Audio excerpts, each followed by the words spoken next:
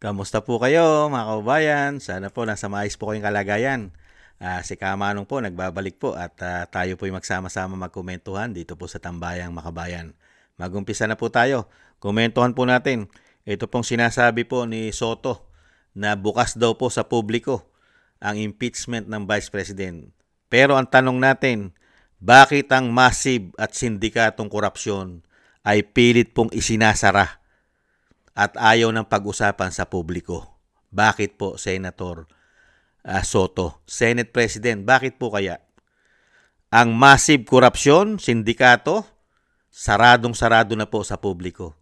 Pero ang impeachment, bukas sa publiko. Komentuhan po natin, mga kababayan. Umpisa na po natin pakinggan at panuorin, mga kababayan. Ito po.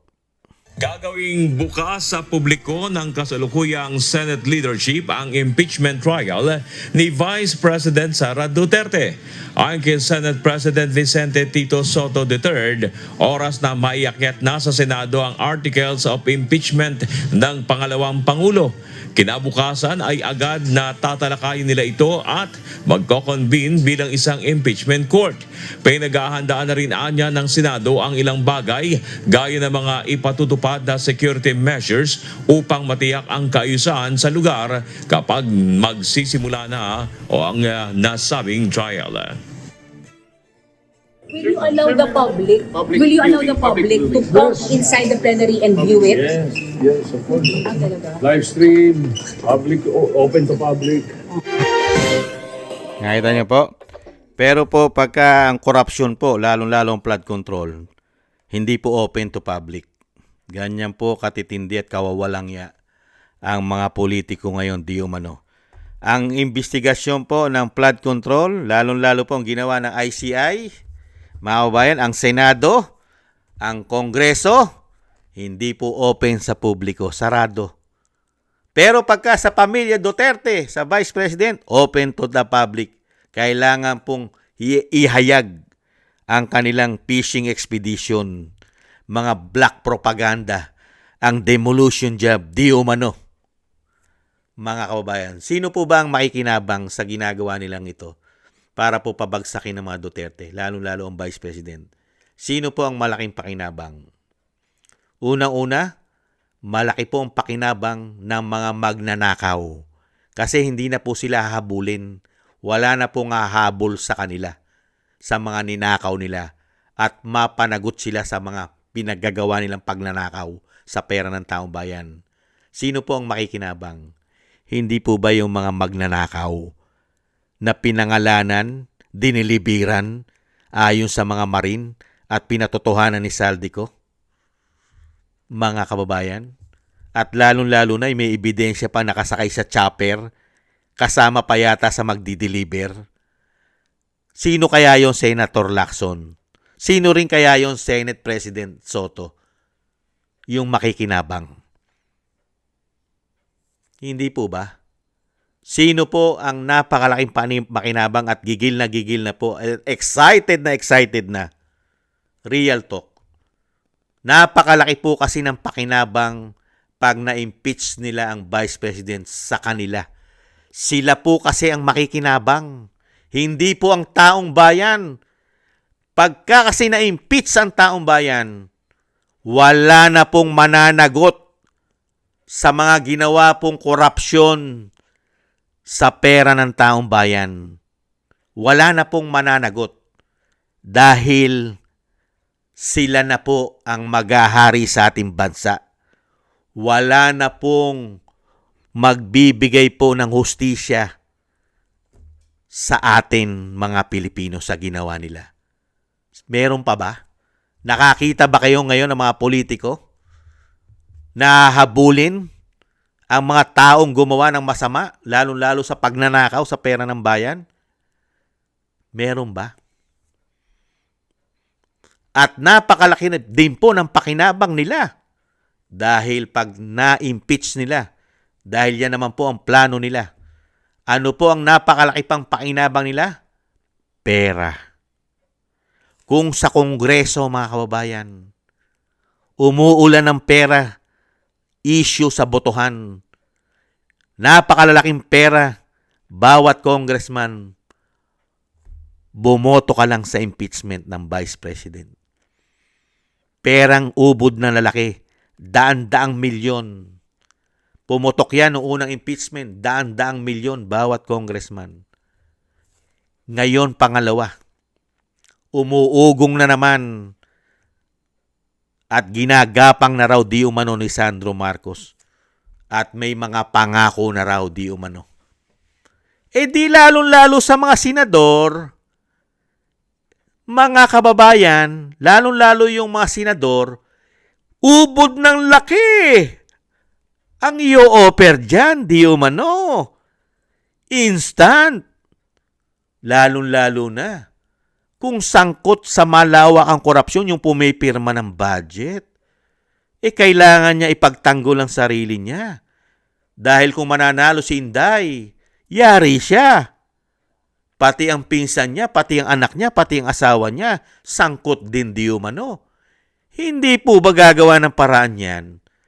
Senado, 16 na senador lang ang kailangan mo dyan. Hindi po ba? Ilang senador lang yata kailangan nila dyan.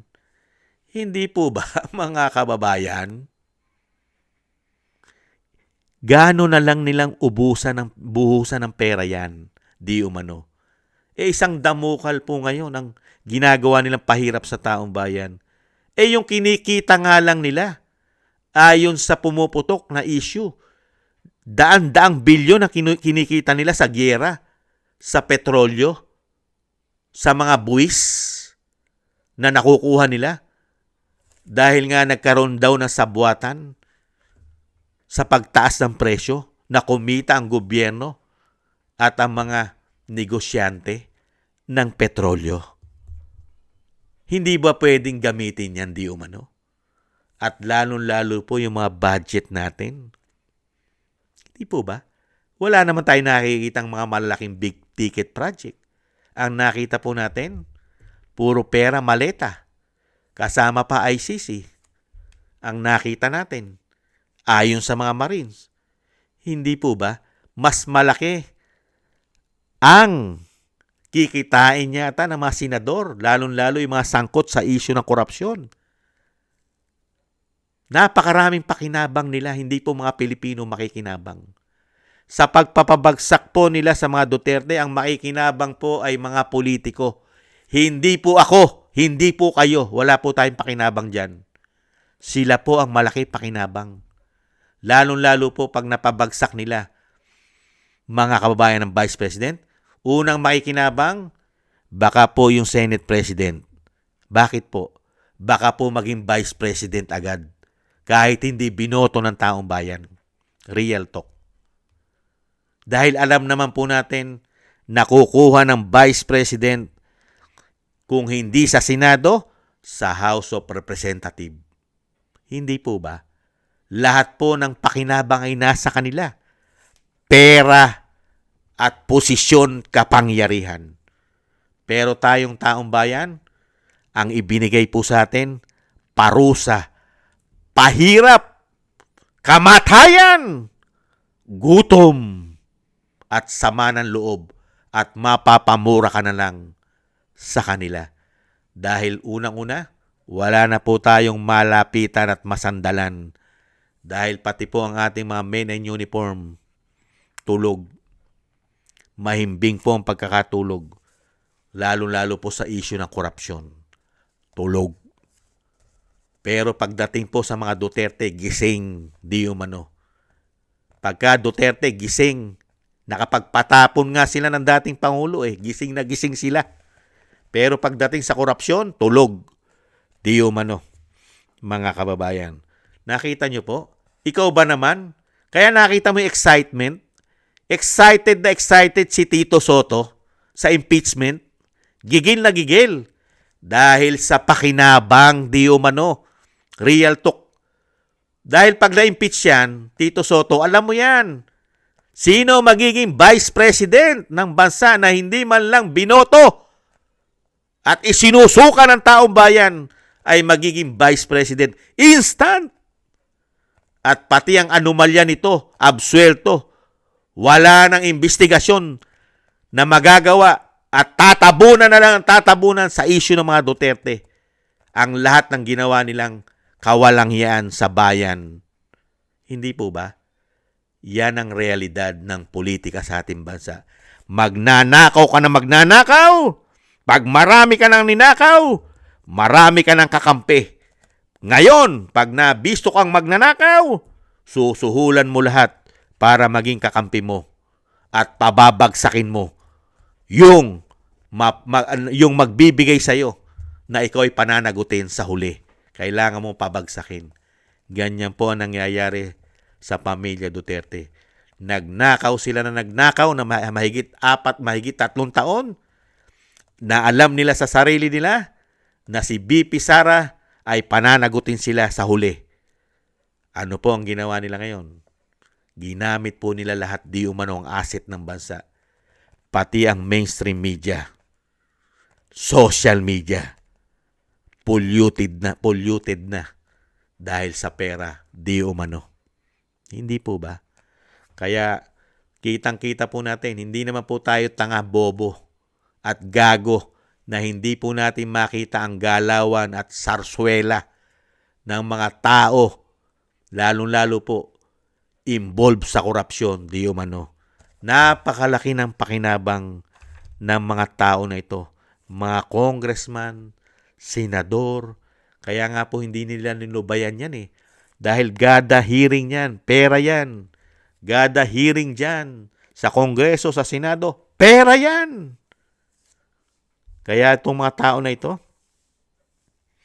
ang taong bayan, manggagawa, katulad natin, manggagawa, nagtatrabaho tayo, naghihirap tayo. Nakita nyo po yung bias. Ang nangyayari sa ating bansa, bias. Tayo manggagawa, nagbubuwis tayo, pero naghihirap tayo. Nagbabayad tayo ng buwis. Manggagawa tayo eh. Pero, yung sinasabi po mga politiko, na manggagawa din po sila. Trabahante rin sila eh. Trabahante raw po sila. Sila daw po yung nagtatrabaho sa atin. Pero ano po ang pagkakaiba? Tayo nagtatrabaho para magbuwis. Sila naman nagtatrabaho para sa atin. Ano po ang difference? Tayo po yung naghihirap, nagugutom. Pero yung mga trabahante natin, puro milyonaryo at bilyonaryo. Trabahante natin yan, mga hayop na yan. Pero ubod ng yaman. Bilyonaryo. At patuloy pa pong yumayaman at nagiging bilyonaryo. Lalong-lalo po sa panahon ngayon ng binagoong ang Pilipinas. Yan po ang pagkakaiba na yung mga trabahante natin, yumayaman, tayo nagpapasweldo sa kanila, naghihirap. Ganyan po kabayas ang mga hayop na yan, mga kababayan. Maraming salamat po sa mga nagusto po ng ating tambayang makabayan sa YouTube at TikTok. Thank you po sa inyo mga kababayan at sa mga subscribers po natin at sa patuloy na susubscribe. Maraming salamat po sa inyo at sa mga nagko-comment, share and comment and subscribe din po. Thank you po sa inyo. Shoutout po sa inyo lahat mga kababayan. At thank you rin po at shoutout po sa mga nagbibigay po ng tulong at biyaya. Shoutout po kay Eric Hershaw ng Canada, kay Annie Jo, Jem Aris ng United Arab Emirates, Baby Roman at Ate Isa ng Cagayan, kay Tatay Nick ng Toronto, Canada, kay Mila Yi, Felipe Shapno ng Texas, USA. At ganun din po kay Ma'am LB at Sir Manny ng North Miami, Florida, USA, kay Rolando Timbol ng Alberta, Canada, kay Rolando Guerrero, Jesus Valdefena. Maraming salamat po sa inyo at shoutout po sa inyong lahat. Ingat-ingat po kayo sa inyong mga paggawa. At God bless po sa inyong lahat. Taste lang po mga kabayan at ingat-ingat po kayo. Bye-bye.